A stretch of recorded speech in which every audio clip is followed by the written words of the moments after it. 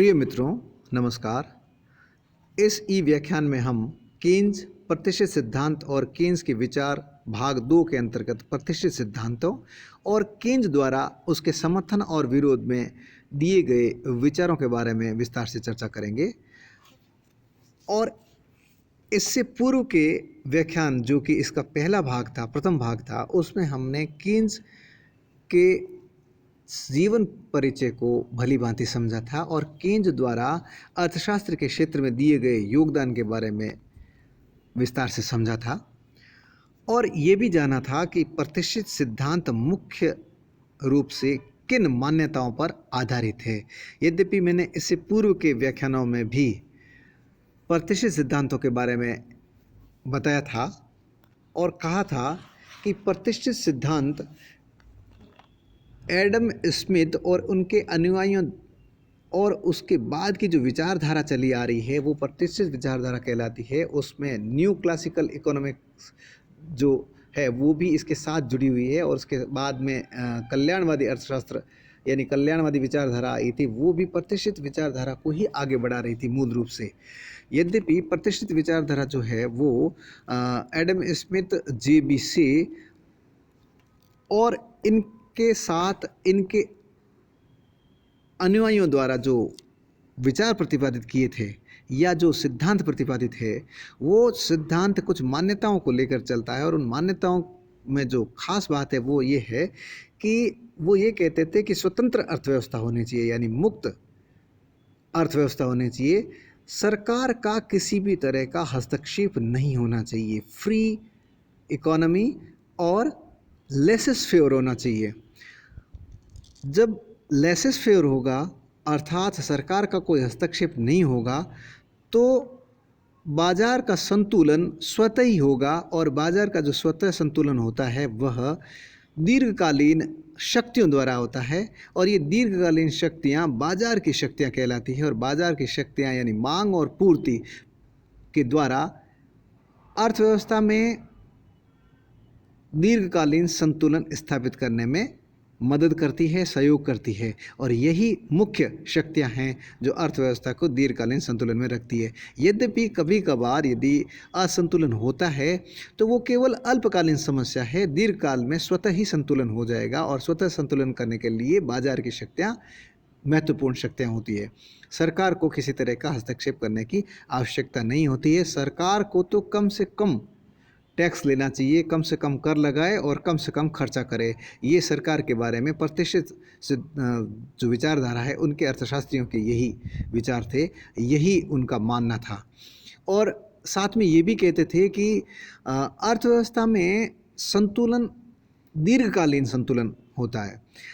कभी कभार अल्पकाल में असंतुलन की स्थिति पैदा हो सकती है जो कि मांग और पूर्ति में असंतुलन की वजह से हो सकती है, लेकिन दीर्घकाल में मांग और पूर्ति समान हो जाते हैं और अर्थव्यवस्था में स्वतः ही संतुलन होने लग जाता है।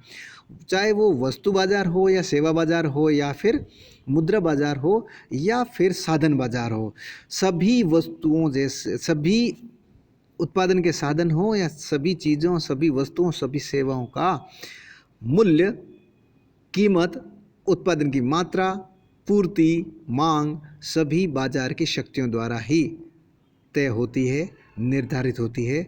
उसमें किसी भी तरह के हस्तक्षेप की आवश्यकता नहीं है।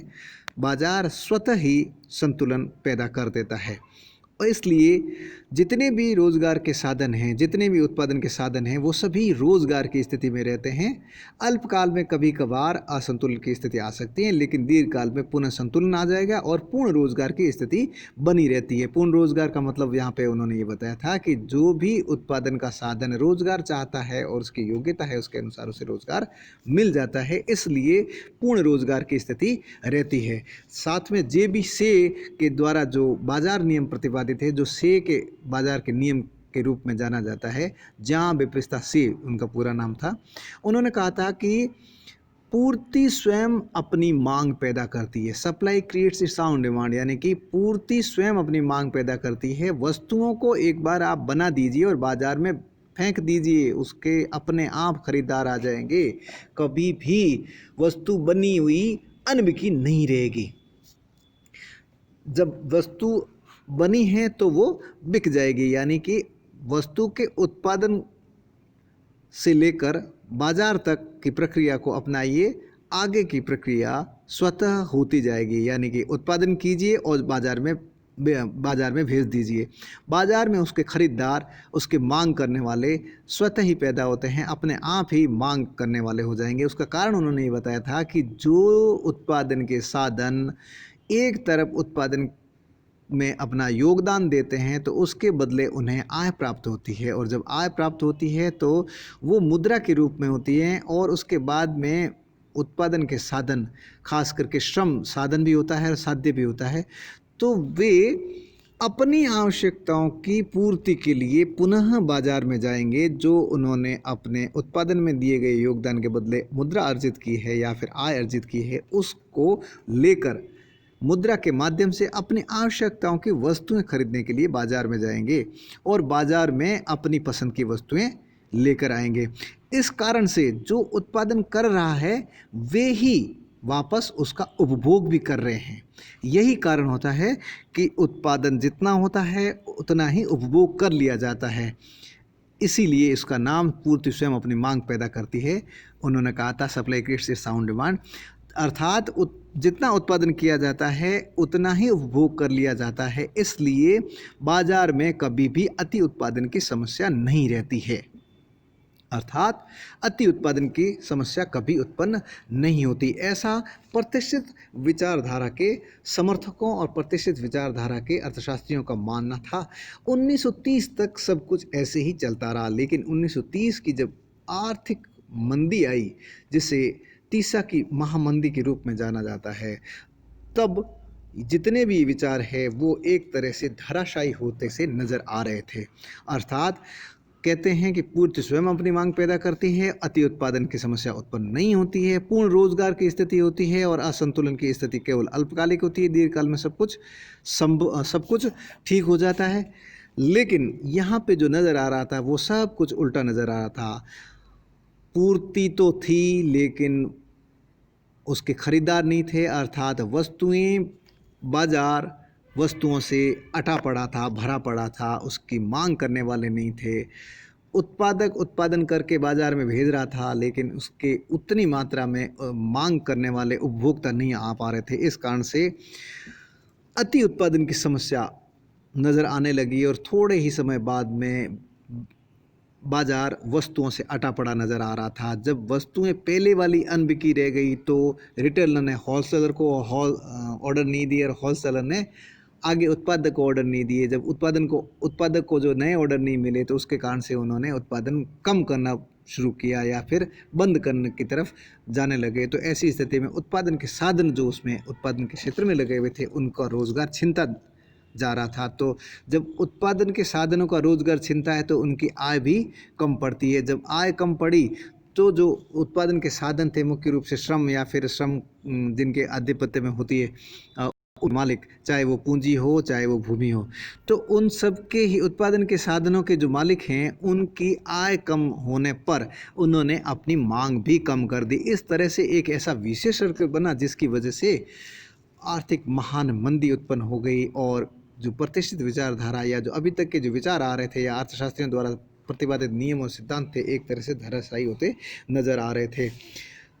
तब ऐसी स्थिति में क्या किया जाए? क्या मुक्त अर्थव्यवस्था होनी चाहिए या फिर हस्तक्षेप की नीति होनी चाहिए? क्योंकि उन्होंने कहा था सरकार के हस्तक्षेप की नीति नहीं होनी चाहिए, सरकार को हस्तक्षेप करने की आवश्यकता नहीं है, बाजार स्वयं अपने आप कर लेता है। लेकिन ऐसा कुछ नज़र नहीं आ रहा था।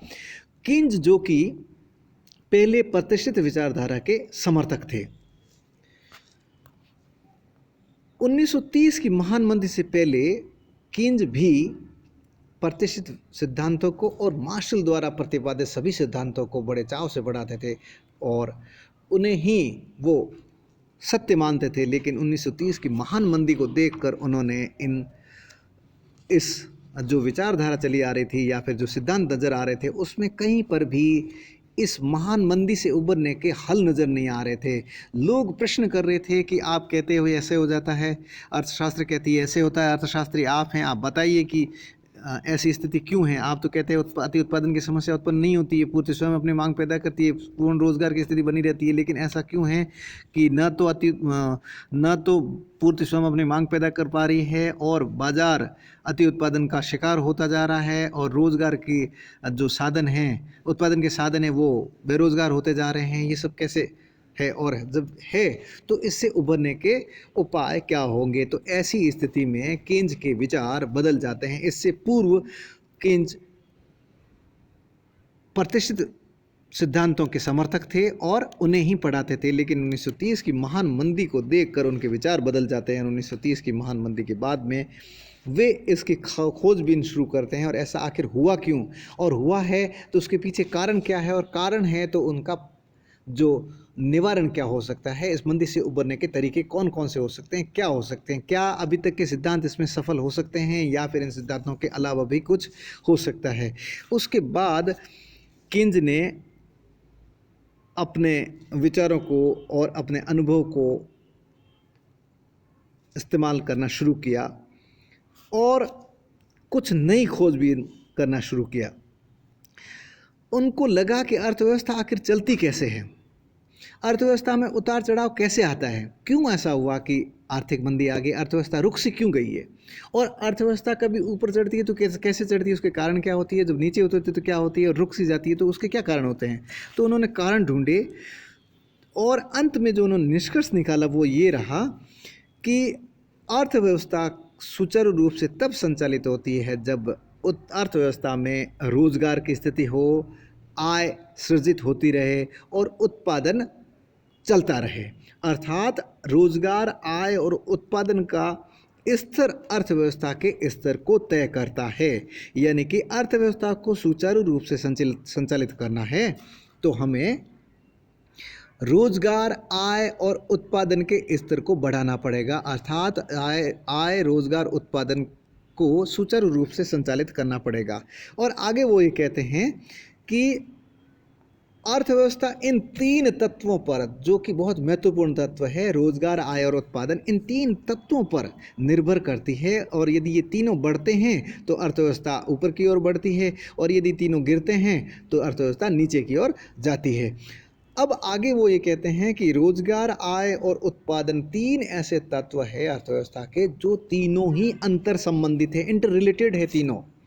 कैसे इंटर रिलेटेड हैं वो ये कहते हैं आगे कि यदि अर्थव्यवस्था को पटरी पर लाना है तो रोजगार बढ़ाना होगा, आय बढ़ानी होगी और उत्पादन बढ़ाना होगा। लेकिन ये तीनों अंतर संबंधित होने के कारण किसी एक को भी यदि हम बढ़ाते हैं तो दूसरा और तीसरा स्वतः ही बढ़ने लग जाता है। जैसे मान लेते हैं हमने अर्थव्यवस्था को बढ़ाने के लिए, रोजगार को बढ़ाने के लिए बढ़ाने की तरफ कदम उठाया, यानी उत्पादन के साधन जो बेरोजगार हो रहे थे उनको रोजगार में लगाया। अब जब रोजगार में लगाया है तो रोजगार का मतलब ये है कि उत्पादन के क्षेत्र में उन्हें नियोजित किया है।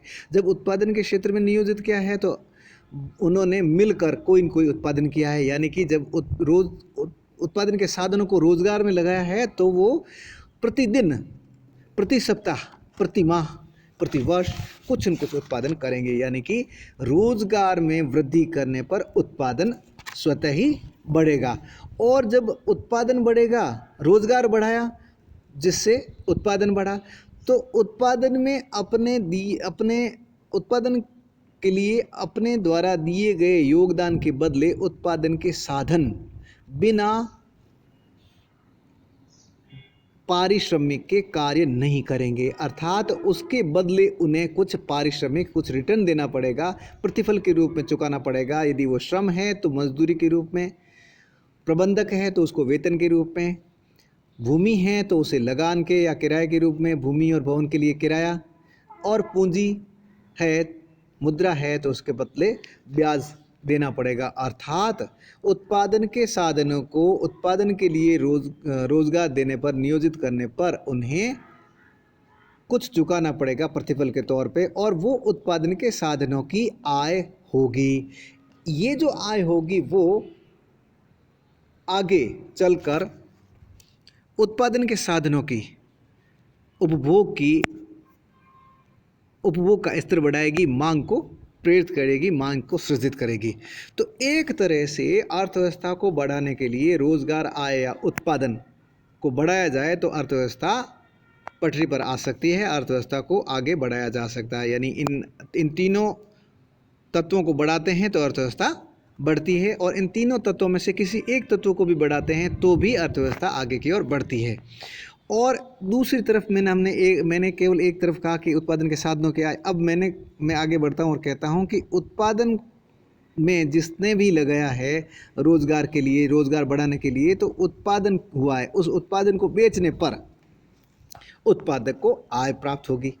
एक तरफ उत्पादन के साधनों को आय प्राप्त होती है क्योंकि उन्हें रोजगार दिया गया था और उसके बदले उन्होंने काम किया, और काम के बदले उन्हें प्रतिफल के रूप में प्राप्त हुआ। और प्रतिफल के किस लिए मिला? क्योंकि उन्होंने उत्पादन में अपना योगदान दिया, यानी वस्तुओं और सेवाओं का उत्पादन किया। जब वस्तुओं और सेवाओं का उत्पादन किया तो उन्हें जब बेचा जाएगा तो उसके बदले में उत्पादक को या जो नियोजक है, जिन्होंने उत्पादन के साधनों को इकट्ठा किया था और ये साहस जुटाया है उत्पादन करने का, तो उससे आय प्राप्त होगी। जब आय प्राप्त होगी तो वो और अधिक उत्पादन करने के लिए प्रेरित होगा, और उधर उत्पादन के साधन उपभोग के लिए प्रेरित होंगे। इस तरह से अर्थव्यवस्था पुनः पटरी पर आ सकती है। अब मान लेते हैं कि हमने एक बात करी कि रोजगार बढ़ाने के लिए, यदि हम कहते हैं कि उत्पादन को बढ़ाते हैं तो भी आय और रोजगार बढ़ जाता है, रोजगार को बढ़ाते हैं तो भी आय और उत्पादन बढ़ जाता है, और आय को बढ़ाते हैं तो भी उत्पादन और रोजगार बढ़ जाता है, क्योंकि ये तीनों ही अंतर संबंधित होती है। मान लेते हैं, हम कहते हैं कि उत्पादन बढ़ाते हैं, तो उत्पादन बढ़ाते हैं तो ऐसी स्थिति में उत्पादन के साधनों की आवश्यकता होती है। उत्पादन के साधनों को जब नियोजित किया जाएगा अर्थात उनको रोजगार मिलेगा, तो उत्पादन बढ़ाने के लिए सबसे पहला उत्पादन के साधनों को लाया गया और उन्हें नियोजित किया गया, यानी कि रोजगार दिया गया। तो उत्पादन बढ़ाने के लिए रोजगार बढ़ाना आवश्यक हो गया। और जो ही आपने उत्पादन रोजगार बढ़ाया है, उत्पादन बढ़ाने के लिए कदम बढ़ाया तो रोजगार भी बढ़ा, और साथ में जो ही उत्पादन के साधनों में, उत्पादन के क्षेत्र में अपना योगदान दिया तो उसके बदले, उसके प्रतिफल के रूप में उन्हें कुछ प्राप्त हुआ, जो कि आय के रूप में हुआ, अर्थात आय सृजित हुई। यानी रोजगार, आय और उत्पादन तीनों ही अंतर संबंधित है। किसी एक को बढ़ाओ तो तीनों ही बढ़ जाते हैं, और ये तीनों बढ़ने से अर्थव्यवस्था आगे बढ़ती रहती है। और आगे ये कहते हैं किन्स कि ये तीनों ही तत्व, यानी अर्थव्यवस्था रोजगार, आय, उत्पादन के ऊपर निर्भर करती है, और आय, उत्पादन, रोजगार तीनों ही प्रभावपूर्ण मांग, इफेक्टिव डिमांड के ऊपर निर्भर करती है। प्रभावपूर्ण मांग अपने आप में एडीएफ और एएसएफ पर निर्भर करती है। एडीएफ का मतलब होता है एग्रीगेट डिमांड फंक्शन, यानी समग्र मांग फलन, और एएसएफ का मतलब होता है एग्रीगेट सप्लाई फंक्शन, यानी कि समग्र पूर्ति फलन। तो प्रभावपूर्ण मांग का मतलब है कि संपूर्ण अर्थव्यवस्था में संपूर्ण वस्तुओं और सेवाओं के लिए जो मांग की जाती है, वह आय के स्तर पर जो मांग की जाती है वह समग्र मांग फलन कहलाता है। और ये जो मांग फलन है वो पूर्ति फलन से जुड़ा हुआ है। प्रभावपूर्ण मांग दोनों से जुड़कर ही बनता है। क्यों? क्योंकि मांग होगी तो पूर्ति होगी, तो उस मांग को पूरा किया जा सकता है, अन्यथा नहीं। इसलिए प्रभावपूर्ण मांग तभी कही जाएगी जबकि समग्र पूर्ति फलन और समग्र मांग फलन दोनों ही हो, दोनों में ही वृद्धि हो।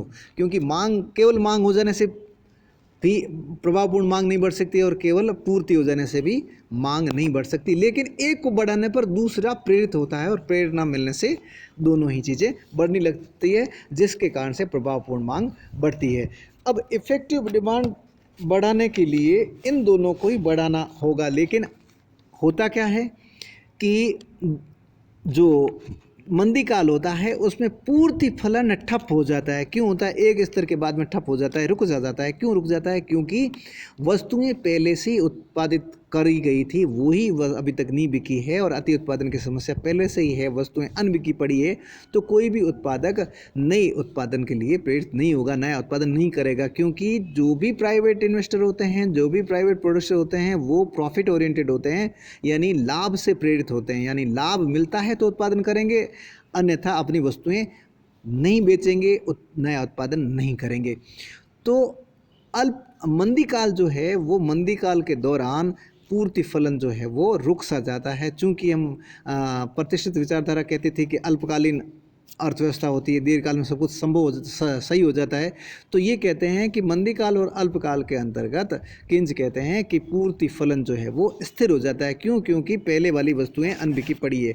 दूसरी तरफ अब तो पूर्ति फलन नहीं बढ़ सकता है, तो प्रभावपूर्ण मांग कैसे बढ़ सकती है? तो प्रभावपूर्ण मांग बढ़ाने के लिए एक तरफ एक और है तत्व, वो है समग्र मांग फलन। समग्र मांग फलन जो है वो अब अपने आप में उपभोग के स्तर पर निर्भर करता है, और उपभोग जो है वो वापस पुनः आय पर निर्भर करता है। चूंकि मंदी काल में आय रुक सी जाती है, इस कारण से नया मांग नहीं की जाती है और उपभोग कम पड़ता है। इसी कारण से मांग कम होती है, मांग के कम होने के कारण से वस्तुएं अनबिकी सी रह जाती है। तो अब यहाँ पे किंज क्या कहते हैं?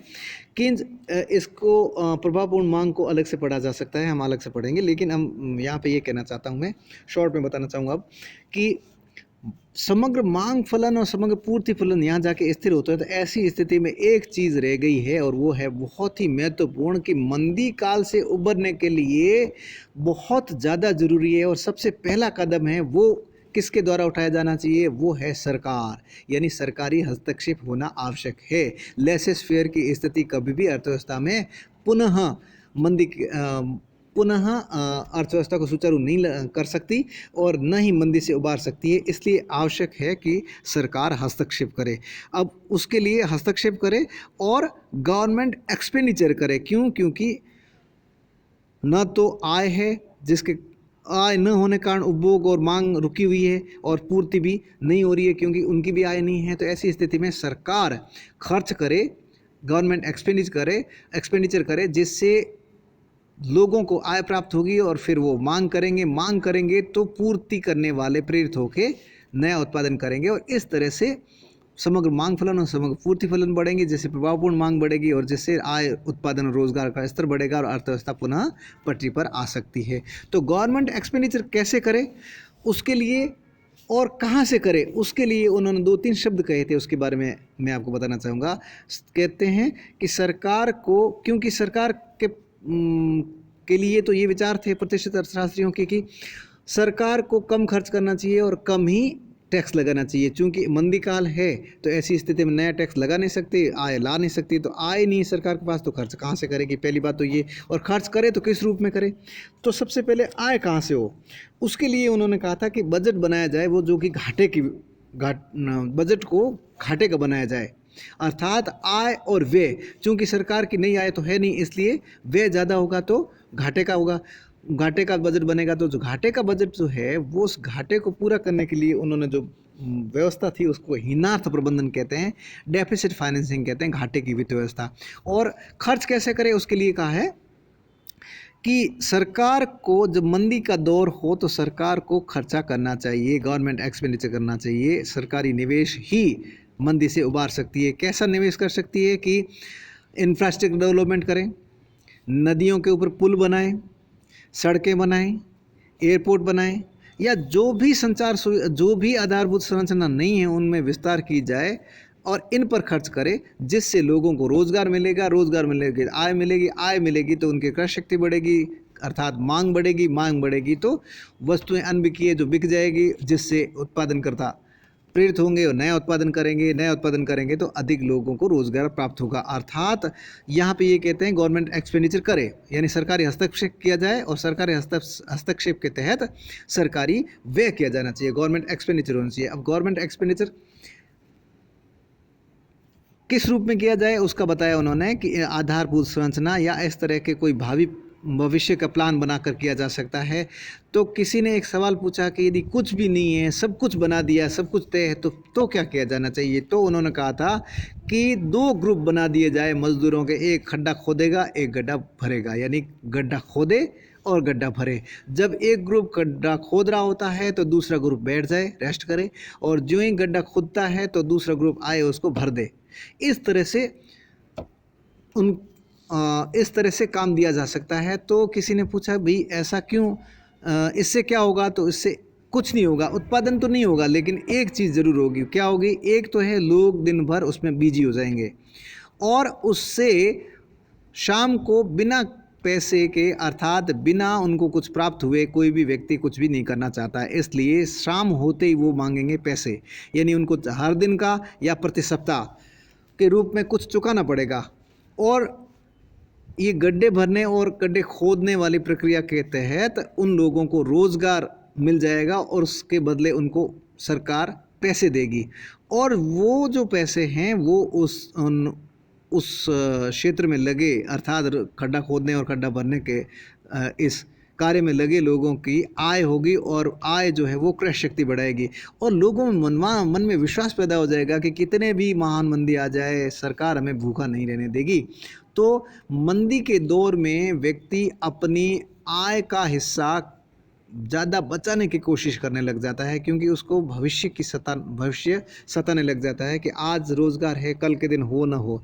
तो पुरानी बचत खर्च नहीं करता है और अधिक बचाने लग जाता है और खर्चा कम कर देता है, अनावश्यक वस्तुओं के खरीद को बिल्कुल कम कर देता है, जिसके कारण से ही अति उत्पादन की समस्या या फिर मांग कमज़ोर पड़ जाती है। अति उत्पादन की समस्या भी आती है और मांग कमज़ोर पड़ जाती है। लेकिन ऐसा में जब सरकार खर्च करने लग जाती है तो लोगों में विश्वास पैदा हो जाता है, जो विषय सर्कल उल्टा चला था अब सीधा चलने लग जाएगा और ये कुश चक्र सूचक्र के रूप में बदलने लग जाएगा। कैसे बदलेगा कि लोगों के मन में विश्वास हो जाएगा कि कितना भी मंदी आ जाए सरकार हमें भूखा नहीं मरने देगी, और ऐसी महान मंदी में भी खड्डा खुदवा के और भरवा के भी हमको रोज़गार दे रही है, हमको पैसे दे रही है, तो हमें किसी बात की चिंता नहीं करनी चाहिए। तो वो अपने अभी जो आय प्राप्त हो रही है वह और पुराने आय से भी अपनी आवश्यक वस्तुएं प्लस अनिवार्य वस्तुएं को साथ साथ सुविधाओं की वस्तुएं या अन्य वस्तुओं की मांग भी बढ़ा सकते हैं और बढ़ाते हैं, क्योंकि उनमें मन में विश्वास पैदा हो जाता है। और मन में विश्वास पैदा होता है तो व्यक्ति पॉजिटिव सोच रखने लग जाता है।